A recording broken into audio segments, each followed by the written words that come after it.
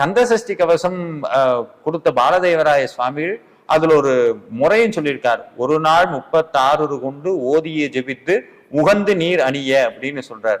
அதாவது 36 தடவை படிக்கணும்னு சுவாமி சொல்லியிருக்கிறார். உங்களால முடிந்தால் காலையில அந்த 36 தடவை படிக்கிறதுக்கு உண்டான நேரத்தை ஒழுங்கு செய்து விடாம படிக்கலாம்.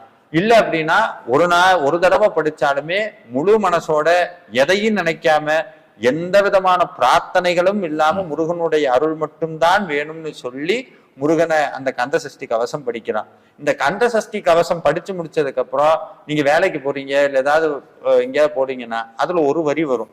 எல்லா பிணியும் எந்தனை கண்டால் நில்லாதோட நீ எனக்கு அருள் செய்வாய். இதை மட்டுமே சொல்லிக்கிட்டே இருக்கலாம். கந்த சஷ்டி கவசம் காலையும் படிக்கலாம் மாலையும் படிக்கலாம்.